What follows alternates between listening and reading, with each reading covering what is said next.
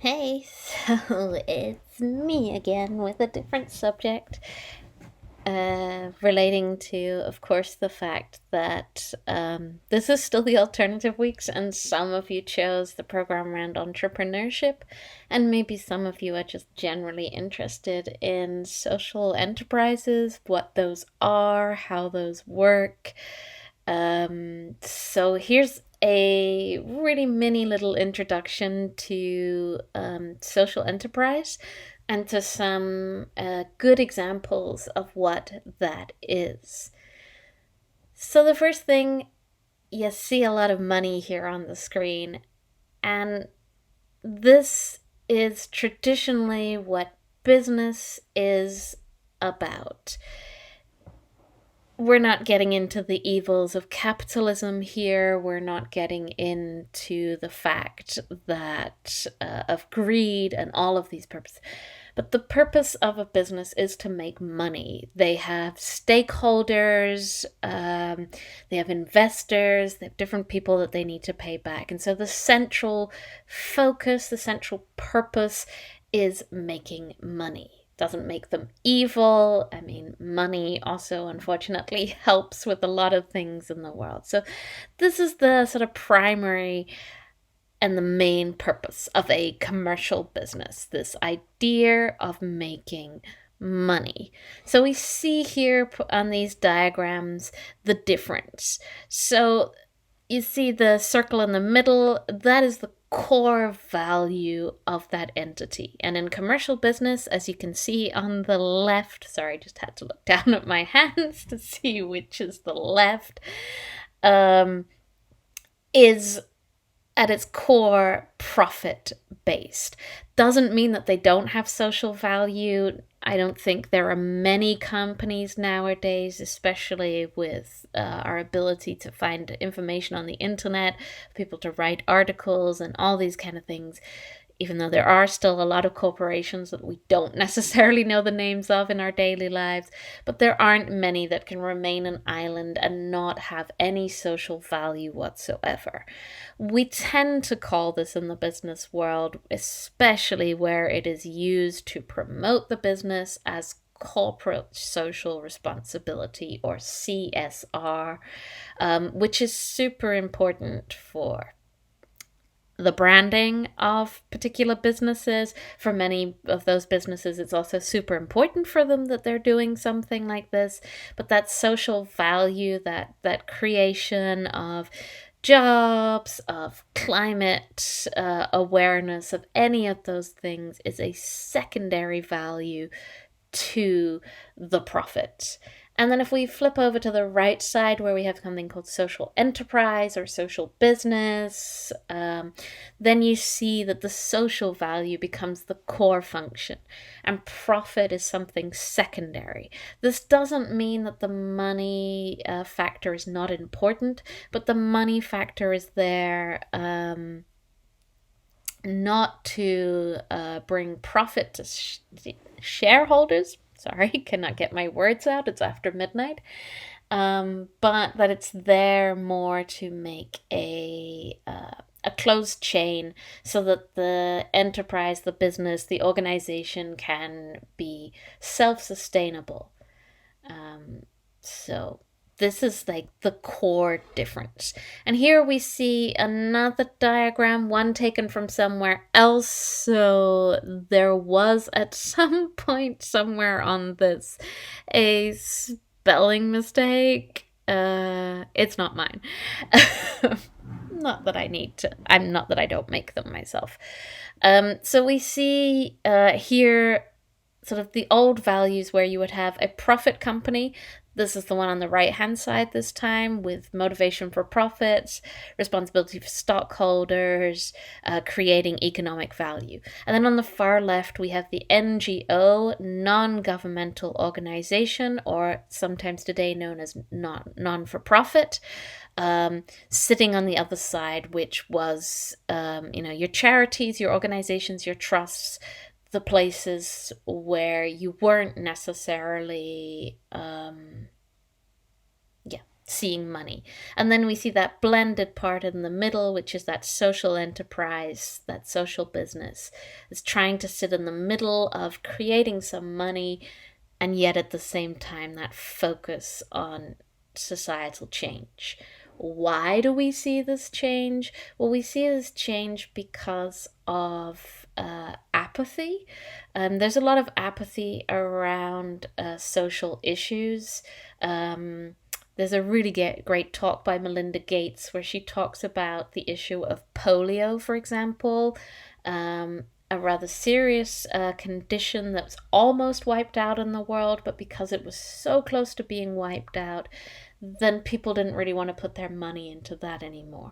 The same like we're seeing now, a lot of people putting their money and investment into the coronavirus and its and how we deal with that, and that is super important, but then it means that a lot of other issues might lose their funding because, they are not the ones in the headlines and the news.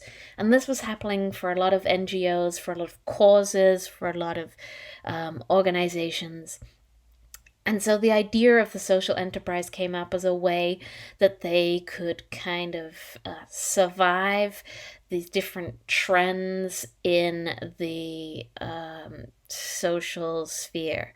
So that, even the World Bank, the UN, national development schemes, they tend to have thematic focuses, and if you weren't in that thematic focus, then you might not be able to get the funding that you needed. So this was a way to kind of combat that, and that's why a lot of social enterprises, a lot of social businesses have multiple revenue streams. Wow, can't get my words out today.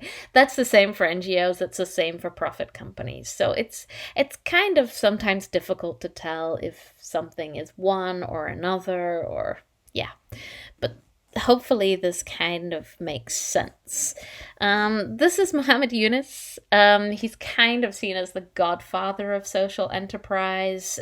He's released a book. I believe he's won a Nobel Prize as well. He set up something called the Grameen Bank, and in this video he's going to talk about that. So I'm going to shut up for a minute and let him do that.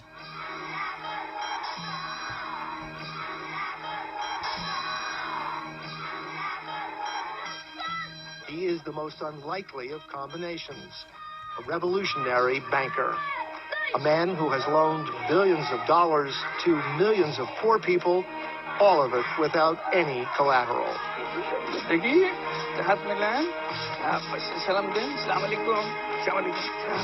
Muhammad Yunus believes that credit is a basic human right. More than half the population of the world do not qualify to take a loan from the existing financial institutions. So unless we can create that environment, people cannot get on with their life. A Grameen Bank Center is an organization which is made by few groups consisting of landless people. Every group consists of 5 members. Every week, they meet with each other. There are discussions and meetings at the center regarding loan repayments, savings, solutions to problems faced by members, and acceptance of loan proposals. We wanted to open the door of the banks to provide the financial service to the poorest people. Banks thought they're not creditworthy. You can't lend money to the poor people. They will never pay back.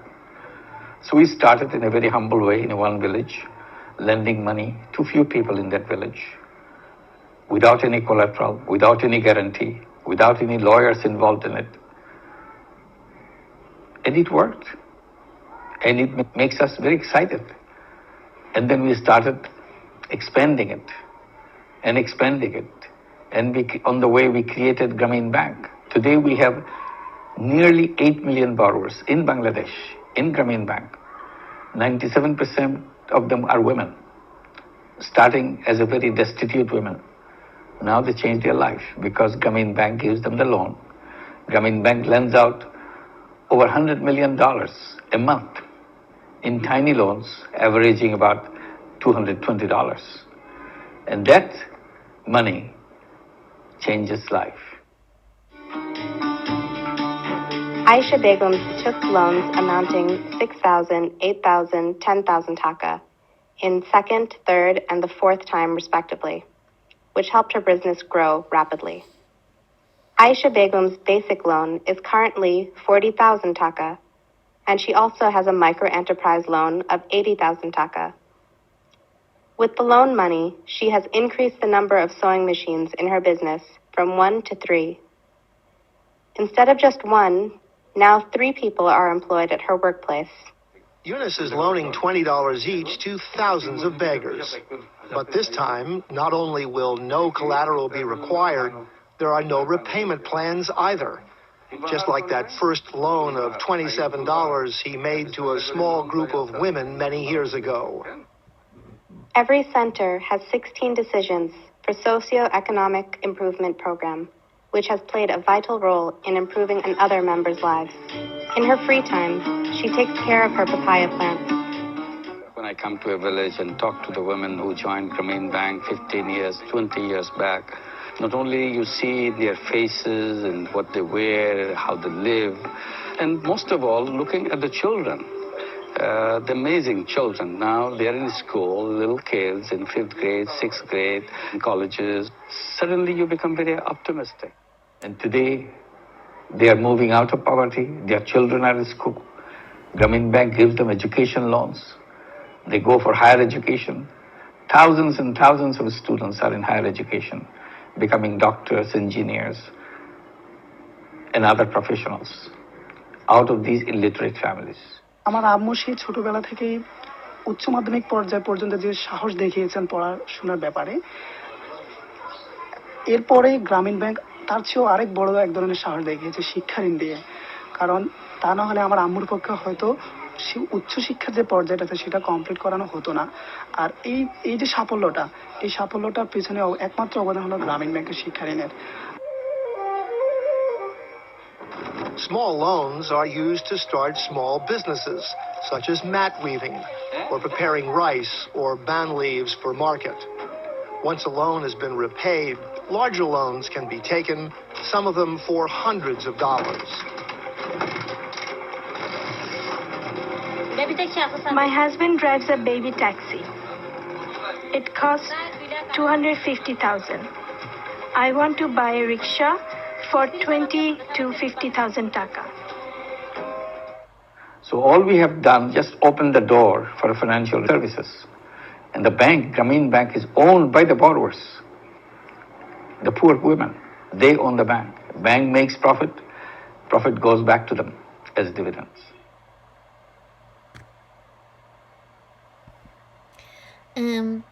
So hopefully that was an inspiring video. I certainly find Muhammad Yunus and his ideas incredibly inspiring. He looked at the banking system and he tried to figure out, well, what's wrong here?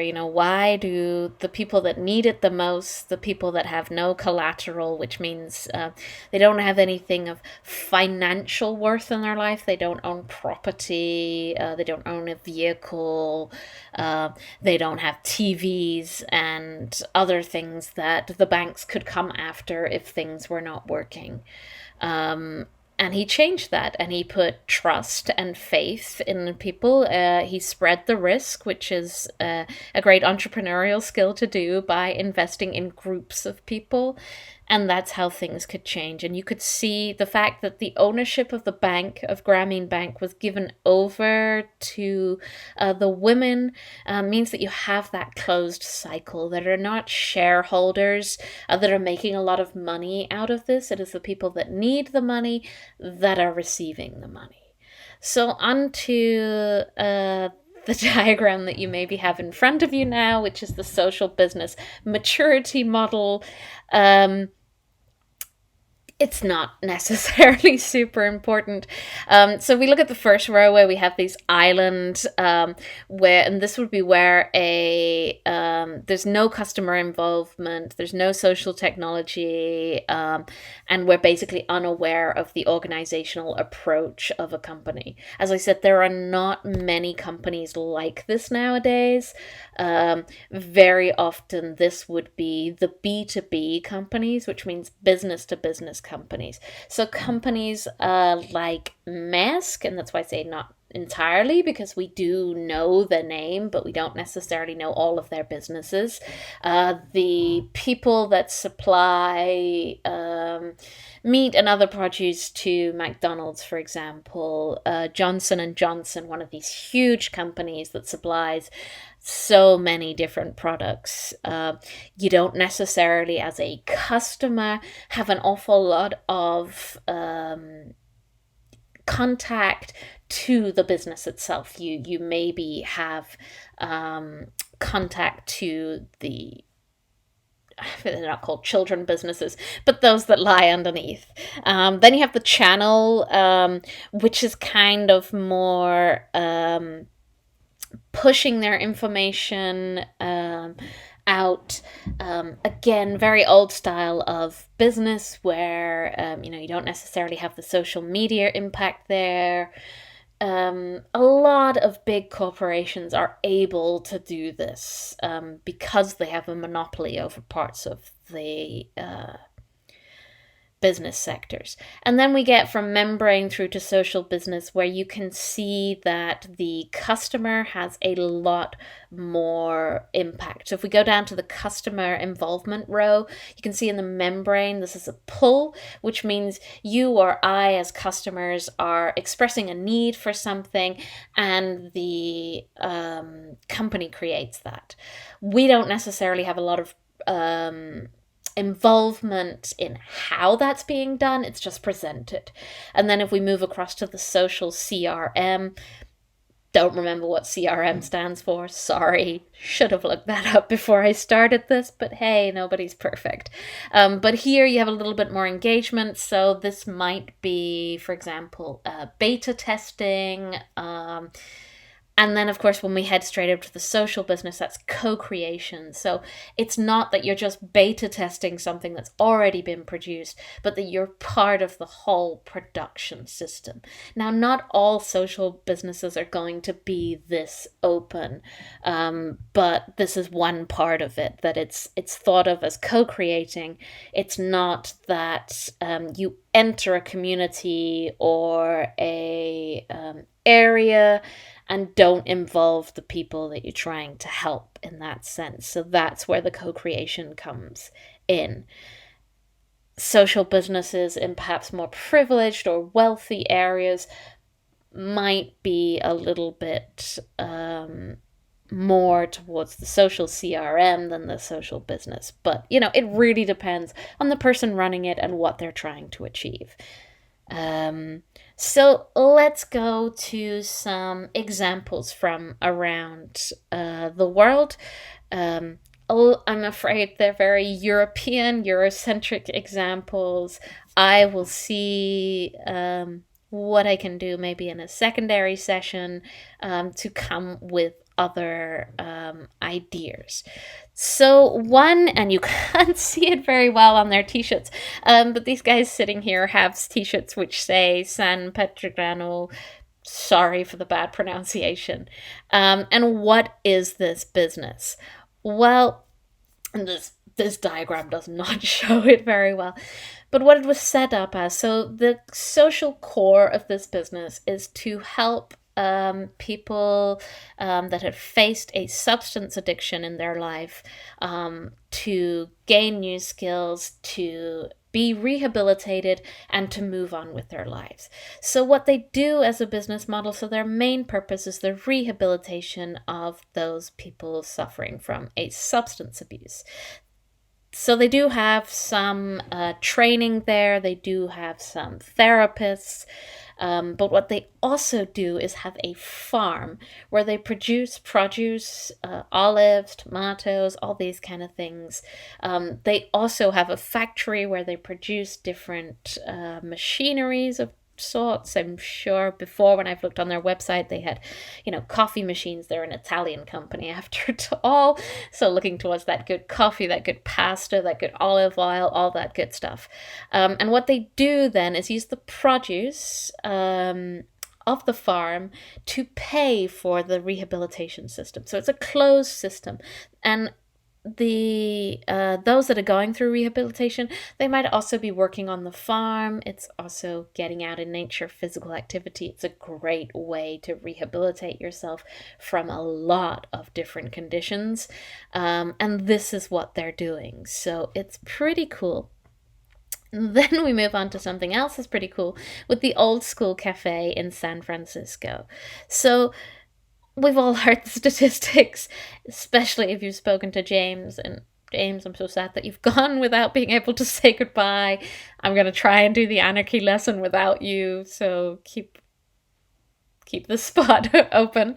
But yeah, the Old School Cafe in San Francisco. So San Francisco is another one, an American city, which of course has their ghettos and their hoods and places where young people are going through juvenile detention. If you've got a record, if you've been through jail as a juvenile, you maybe don't have the same opportunities to get employment as you would otherwise. So what the Old School Cafe, flipped over there because I have another presentation where there's a great video and it's not this one. Again, I'll come back to you. But what the Old School Cafe does is it's a cafe. And it's run and managed. The kitchen, the wait staff, the hosts, the entertainment, it's all done by these youths who have been through juvenile detention, who are then offered employment here. So they're taught new skills, whether those are in the kitchen, music production, managing a location, all these kind of skills are given to them. And then guests come into the restaurant, they're paying for the meals. That money goes to paying the wages of those people. And then, of course, they're training up the people behind them. So again, it's this closed system. People got to go out and eat. People want a nice location to eat. People want jobs and education and opportunities despite what they might have been through previously. So I think this is a really awesome example of a social business. It's very sustainable. It's still running today as far as I know. And again, it's co-created by the young people. They are the ones making the menus. They are the ones cooking. They are the ones providing the entertainment. It's not 100% co-created. There is a woman behind this who set it up, who probably did the initial design of the location and other things like this. But you can really see how, it's a restaurant, but with a difference.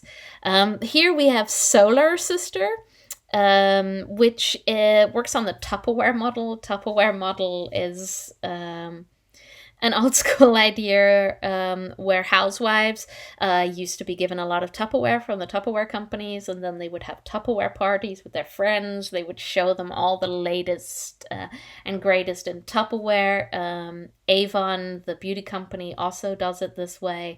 And then their friends would buy these products. The women had a revenue stream. The company had a revenue stream. So same that works here with Solar Sister. You can see in their hands that they have solar lamps. In many places of Africa where there is not a great connection to electricity, Africa is not the only place to experience this. There are places all over the world that do, but this particular company is based in Africa. I don't, off the top of my head, know exactly which countries. But these solar lamps, they got a lot of sun. These solar lamps get charged up during the day, and then young people, families are able to cook dinner, do their homework, continue their life when darkness sets. And so this works, as I said, by the Tupperware model. Women are given the lamps, they sell them to their local community, they raise money, the company raises money. Why it's a social enterprise, at the core of it is this idea that the women and the communities are able to continue their lives after dark, to employ themselves. There's a lot of great stuff behind this. There's the website if you want to check it out, www.solarsister.org/about. Yeah, you can pause here and make a note of that, or, rewind back when you do. Food Cycle. This is a British initiative, and it's a really great example of companies doing something what we call bootstrapping or lean entrepreneurship. So bootstrapping is this idea of how you try to reduce your costs as much as possible, to be creative with your resources, so that, you reduce those costs, because in a business you have costs and then you have inputs. And what Food Cycle is trying to do, so it's a social enterprise because its core value is to make sure that all people are getting a nutritious and healthy diet, or at least being fed. Not sure about the healthiness, to be sure. So what Food Cycle do is they dumpster dive. This is going to dumpsters behind supermarkets, behind restaurants and other places, to take food that has maybe been thrown out because laws prohibit the shop from selling it, but it's still safe for consumption. They might also get food from different restaurants. So they gather this together, so they have food for free, these resources that they're not paying for, and then these might be raw materials that they need to cook into food, and they also need a location for people to eat. So what they do is they use schools and other locations, which are typically used during the day, but free and available to use during the evening. So they would use a school kitchen and a school canteen to make the food, and then invite people in to eat the food for free. So they're keeping their costs down to pretty much zero, and yet still being able to feed people. So I think it's a really great idea. We see sort of variations of this. There is the food to go now in Denmark, where when restaurants get to the end of the evening, they know they're not going to sell all their food. You can get it for cheaper prices. There is supermarkets where you can get food that is close to the sell-by date for cheaper. So those avenues are being opened up. But Food Cycle is a great example of this lean entrepreneurship. And again, here's the website where you can check out who they are, what they're doing, and different things. Here is another link for a lot of different ideas. And here I think you see the business model for these. Not entirely sure. But yeah, just some more inspiration. Hopefully this is, you're looking at this near to food, or you have snacks nearby, because now I'm going to talk a little bit about chocolate. So Divine Chocolate is a chocolate brand, again in the UK. I'm sorry, I'm British. These are examples that I know. As I said, I will try and search. We've had an Italian example, an African example, and now 2 British examples. But Divine Chocolate, as you can see by the label, is a fair trade brand. They go beyond fair trade. So usually with fair trade, what the purpose is that farmers get paid a good price for their produce. What Divine Chocolate do extra is it's actually the cacao. Oh, went into Danish then.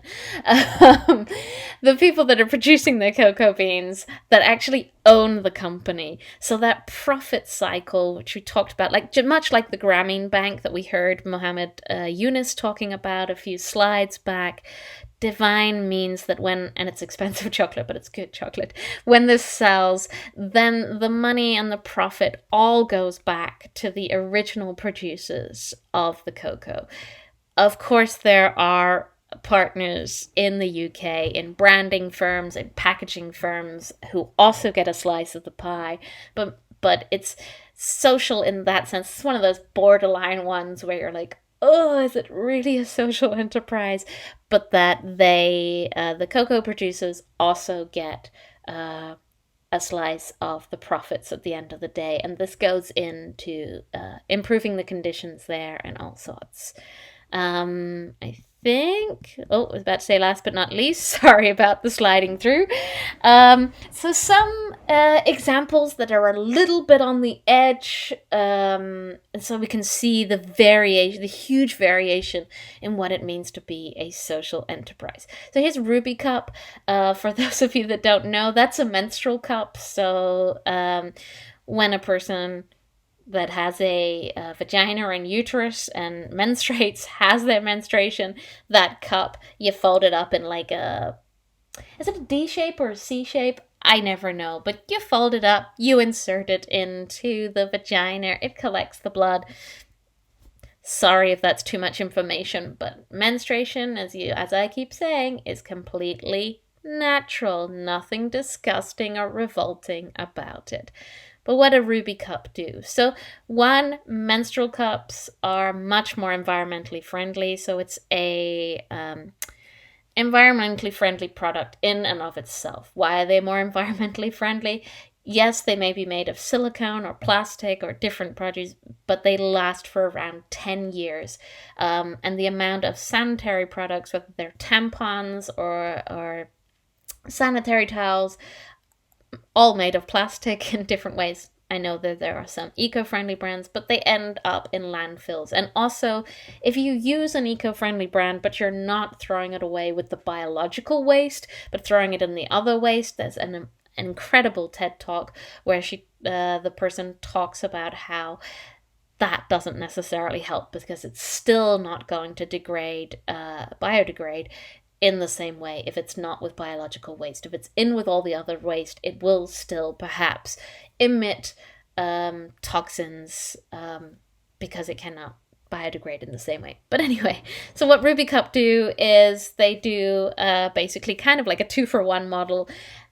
If I buy a Ruby Cup, which I have, I believe I have another brand actually, but yeah, Ruby Cup, when you buy one here, one will be sent to a girl somewhere else in the world. Why is this important? Menstruation's keeping a lot of girls out of education, if they don't have the correct toilet facilities, if there's shame around this, many different reasons. And so, yeah, the dual environmental focus and the focus of making sure girls can stay in school, women can continue working, all the things that menstruation may prevent them from doing in different cultures, in different places.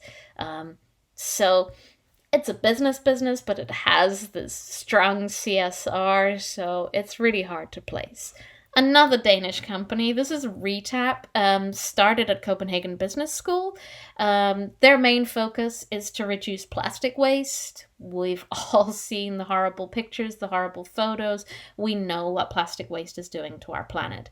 And so what Retap is trying to do, amongst a lot of other companies, is to provide an eco-friendly solution to hydrating ourselves. These are glass bottles. You can buy different tops for them. What Retap are also looking into is